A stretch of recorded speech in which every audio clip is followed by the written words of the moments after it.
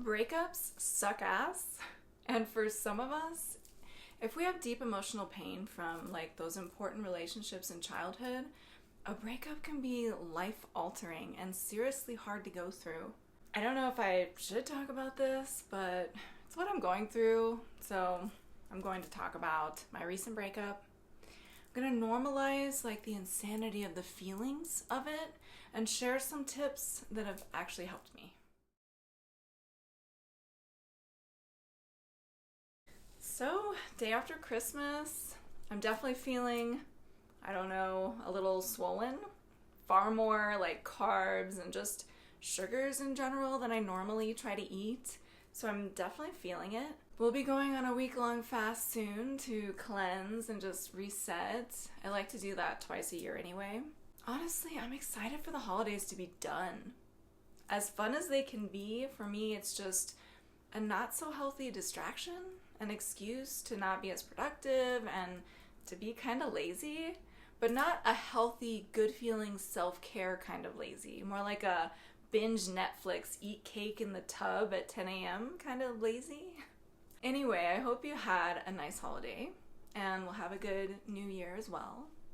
This last year was something else, wasn't it? Supposedly it was the year of the snake, so in Chinese zodiac, which makes sense to me. I totally felt like it was a long, painful shedding of the old. I myself felt like I hardcore circled back to old behaviors, feelings, traumas, and even relationships. Even my ex, who I haven't spoken to in 14 years, reached out to tell me some hurtful things, like, okay, I remember that. I hit all those old patterns for one more good round. And it hurt, but it was either sink or learn how to surf. And I did my best to learn from my mistakes and choose something different. A big one for me, which I'm still moving through right now, was a recent breakup. I'm not going to talk about the person or any specifics, so no drama here. But I think talking about what I'm going through and what I'm finding for relief could be helpful. I fell hard, honestly, and no one might believe this. I don't think I've ever been in love with anyone before. I'm not saying I was necessarily in love because it was a short, intense kind of thing, but everything in me got wrapped up in everything about him, and I just wanted to be with him constantly. I loved his smell, how I felt around him. The dopamine high was extreme, as was the oxytocin and pheromones and serotonin. Like, I was on drugs, basically, but it was all produced in my own body. It was nuts. I've never experienced anything like that. And my sister is going to yell at me for oversharing, but I have trauma around intimate relationships, and I think I will talk more about that at some point because I think it's helpful to talk about. But I've avoided intimate relationships for like my whole life. So I surprised myself when I totally went in without abandon. Honestly, I think that goes to show how much healing I've done because I would have normally been the one holding back, not all in, ready to run at the slightest sign of problems, but that wasn't me this time. I won't go into detail about why things didn't work out, but I will say it devastated me. At one point, I think my old traumas were triggered so badly that I thought I was having a nervous breakdown. And we weren't even together that long. It was all trauma related. And I really thought there was something wrong with me. Like, what is my problem? I can clearly see why this wouldn't have worked. And I have no hard feelings or anything, but I can't get him off my mind. And I found myself like obsessively looking for him on Facebook to see if he was posting anything or if he viewed my stories, or I would look for his car everywhere I drive around town. But I'm not crazy. Actually, this kind of obsession is normal. And the reason is when you connect with someone on an intimate, intense, biochemical level, a few things are going on. Your body releases oxytocin, that's the bonding hormone, and this creates, that attachment and that emotional, connection.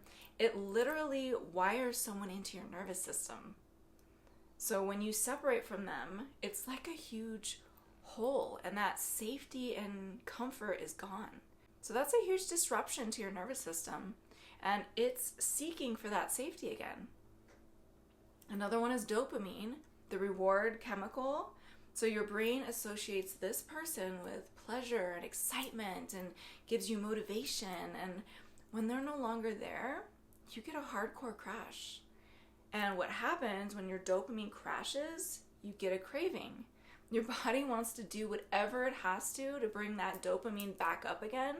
The same brain regions that are activated when withdrawing from drugs, like cocaine, are activated after a romantic rejection or a breakup. Literally, it's like an addiction. And what happens when you're withdrawing from an addiction? You crave it, you obsess about having it, you're irritable, unhappy, distressed, all the things. Another one is serotonin, and that's like basically your mood regulation. So when you're bonded with someone, your serotonin kind of stabilizes and you're just feeling good. So when that bond breaks, serotonin can drop, and that can make you go into obsessive thinking or depression or just feeling low. And especially for women, like your nervous system experiences that loss of safety and loss of regulation. I know for me, I felt like I needed to go out and find someone because there was a huge hole in my life. And that's not necessarily a good idea, by the way. The worst thing you can do is jump into something right away and feel even emptier because that person is not him. And you're not present for that person either. It's just not authentic, and it's a distraction or a desperate attempt to not feel what you're going through, which is understandable. So no shame if that's what you feel you need to do. I did a lot of things that didn't help. I ate a ton of ice cream. I had a few down days of binging Netflix and just crying. It was like I'd have one good day where I felt like I was coming out of it, getting interested in my life again, feeling more connected to myself, like, okay, let's do this. And then the next day I'd wake up playing the songs that remind me of him and wallowing in the pain and misery. Really, the lack of acceptance keeps that need to hold on alive. If there's any glimmer of hope, that part of you doesn't want to withdraw from them and is only thinking of the good times and how you felt and wants to get that back so badly. It's almost like at some point, once you've wallowed enough and suffered in it enough, it's time to make the decision. Are you ready to move on? Are you ready to let go of this addiction and be happy and passionate about life again? It's hard because you don't want to let go of them and what you had, but at what cost? Feelings are addicting. I'm definitely going to do a video on that. Even negative feelings. So here's what I've found to be the most helpful. And I watched a ton of YouTube videos on breakups, which helped. I'll put those in the description. Number one is titrate the sadness. The only way to process and truly move through the grief of a breakup is to allow yourself to feel it. But sometimes it's too much, and I think it's wise to know when too much is too much and to have a coping strategy. What I did was sit with the sadness in front of the mirror, cried, and comforted myself. Havening is beautiful, like rubbing your arms and your legs and offering physical comfort and just being with yourself lovingly. But if you're still in it after that, sometimes you just need to do something else. Distract yourself with art.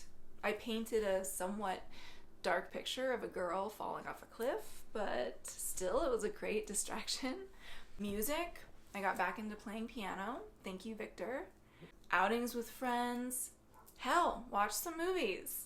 Eat some ice cream. Don't feel bad about it. Just make sure you make time to come back to those feelings and give them your loving attention so they can process. Because if all you do is distract, you will never process it. And you don't want that. But keep in mind, processing the feelings is different than indulging in them. Number two, do a 30-day detox. I learned this in a Mel Robbins podcast. Her daughter went through a breakup and was obsessing about her ex so much, kind of like me. Her therapist had her do a 30-day detox, and she had no contact whatsoever, couldn't see him, check his social media. She had to put away everything that reminded her of him, a complete detox. And she made it the whole 30 days and reached out to him on day 31 and realized after the conversation that she was okay being without him now. Number 3, some studies have shown that after 3 months, 71% of people finally start to feel better after a breakup. So it can take some time. So my third tip is just be patient and compassionate with yourself. When I find myself feeling those feelings and thinking about him yet again, I just talk to that part of me. I say things like, I know, you're feeling it today. It's okay. I'm here. You're not alone. I will literally talk to myself like I would to a friend, or how I would want someone to comfort me. I give it to myself. Because honestly, a lot of our friends and family just don't know how to handle our negative emotions. Neither do we. It's uncomfortable, and we just want those icky feelings to go away. And maybe you feel bad talking about what you're going through over and over, and you just start keeping it to yourself because you don't want to annoy people. It can feel lonely. And if you can find a friend or someone that will be there for you as long as it takes, that's beautiful. But if you can't, don't feel bad. This is your opportunity to be your own best friend. Honestly, many of us lose ourselves in relationships. So this could be your perfect opportunity to reconnect with yourself, love yourself, be there for yourself. I think when you do this too, you're setting the stage and instilling that template for the type of relationship you're calling in. How you love yourself is how others will love you. Number 4, start something new. I've always wanted to learn hip-hop dance. Guess what? That's my new goal this year. I'm going to do it, and it's going to be fun, and it's going to get me passionate about life again, because another thing that happens after a breakup is you lose all passion and motivation for the things you once loved. This really has to do with the dopamine crash. So if you're struggling to get back into the swing of the things you used to love, time to get excited about something new. I'm also getting into these YouTube videos and posting more on social and just using my experience to support others, and that's something that gets me excited about life. So it's the best thing for me to do right now. Find out what that is for you. Number 5, lean into friends. Do as many activities as you can with the people who inspire you and love you, even if you don't feel like it, and you won't. So maybe take a couple days to sit alone in your misery, but then make sure you're scheduling activities with your friends and doing things in the community. Just do it. You will feel better afterwards. Those days are always good days for me. I will say sometimes I feel a dip the next day, so keep that in mind. But again, another opportunity to love yourself and just accept where you're at. Okay, so those are some things I'm doing to help myself. I've decided to just let go of dating and relationships for now. I'm actually going to do some deep shadow work around this relationship, inspired by my friend Steph. She's the shadow work queen. Basically answering questions that cause me to look at the deeper subconscious desires, my projections onto the relationship, where I may have abandoned myself or been self-centered, and just taking responsibility so I can see these patterns and change them. Shadow work does have to be done consciously with care, because if it's done wrong, it can cause more harm than good. It's not about blame or not feeling good enough or self-hatred. It's about looking at the data, kind of like a scientist, so you can really see what's going on underneath all the surface stuff. It's deep. And I love deep.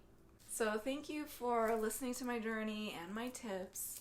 Hope you are recovering nicely from the holidays, and have a beautiful day.